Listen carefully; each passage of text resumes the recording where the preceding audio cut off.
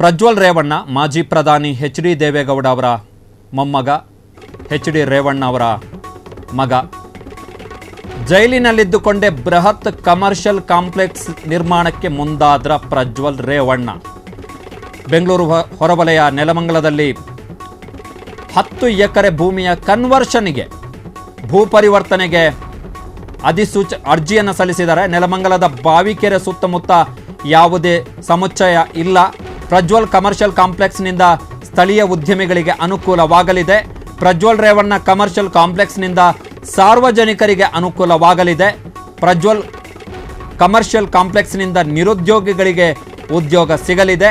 ಈ ಎಲ್ಲ ಕಾರಣಗಳಿಂದ ಲ್ಯಾಂಡ್ ಕನ್ವರ್ಷನ್ ಅಂದರೆ ಭೂ ಪರಿವರ್ತನೆಗೋಸ್ಕರ ಪ್ರಜ್ವಲ್ ರೇವಣ್ಣ ಅವರು ನೆಲಮಂಗಲದ ಯೋಜನಾ ಪ್ರಾಧಿಕಾರಕ್ಕೆ ಅರ್ಜಿಯನ್ನು ಸಲ್ಲಿಸಿದ್ದರು. ಆ ಅರ್ಜಿಯ ಆಧಾರದಲ್ಲಿ ನೆಲಮಂಗಲ ಯೋಜನಾ ಪ್ರಾಧಿಕಾರ ಪತ್ರಿಕಾ ಪ್ರಕಟಣೆಯನ್ನು ಹೊರಡಿಸಿದೆ. ಇದಕ್ಕೆ ಯಾರದಾದರೂ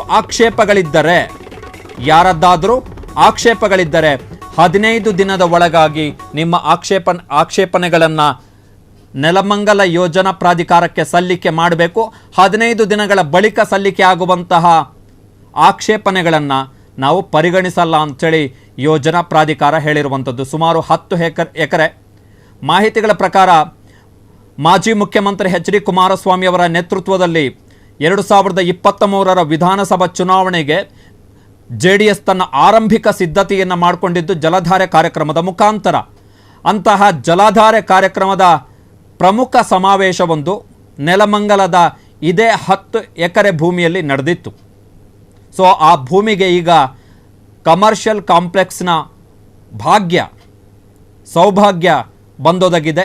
ಆ ಭೂಮಿಯನ್ನು ಭೂ ಪರಿವರ್ತನೆ ಮಾಡಿಕೊಳ್ಳಲಿಕ್ಕೆ, ವಸತಿಯಿಂದ ವಾಣಿಜ್ಯ ಉದ್ದೇಶಕ್ಕೋಸ್ಕರ ಭೂ ಪರಿವರ್ತನೆ ಮಾಡಿಕೊಳ್ಳಲಿಕ್ಕೆ ಪ್ರಜ್ವಲ್ ರೇವಣ್ಣ ಅವರು ಅರ್ಜಿಯನ್ನು ಸಲ್ಲಿಸಿದರು. ಆ ಅರ್ಜಿಗೆ ಸಂಬಂಧಪಟ್ಟ ಹಾಗೆ ಯೋಜನಾ ಪ್ರಾಧಿಕಾರ, ನೆಲಮಂಗಲ ಯೋಜನಾ ಪ್ರಾಧಿಕಾರ ಪತ್ರಿಕಾ ಪ್ರಕಟಣೆಯನ್ನು ಹೊರಡಿಸಿದೆ. ಯಾರದಾದರೂ ಆಕ್ಷೇಪಣೆಗಳಿದ್ದರೆ ಹೇಳಿ ಅಂಥೇಳಿ.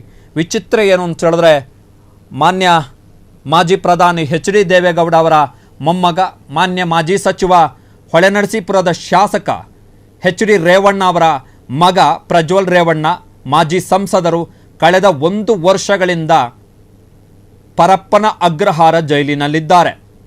ಅತ್ಯಾಚಾರ ಪ್ರಕರಣಕ್ಕೆ ಸಂಬಂಧಪಟ್ಟ ಹಾಗೆ, ಪ್ರಮುಖವಾಗಿ 3 ಅತ್ಯಾಚಾರ ಪ್ರಕರಣಗಳಿಗೆ ಸಂಬಂಧಪಟ್ಟ ಹಾಗೆ ಮಾನ್ಯ ಮಾಜಿ ಸಂಸದರು ಜೈಲಿನಲ್ಲಿದ್ದಾರೆ. ಮಾಜಿ ಸಂಸದರ ವಿರುದ್ಧ ಬೆಂಗಳೂರಿನ ನ್ಯಾಯಾಲಯದಲ್ಲಿ ಚಾರ್ಜ್ ಶೀಟ್ನನ್ನು ಆಧರಿಸಿ ವಿಚಾರಣೆ ಕೂಡ ಶುರುವಾಗಿದೆ. ಇದೇ ಹೊತ್ತಲ್ಲಿ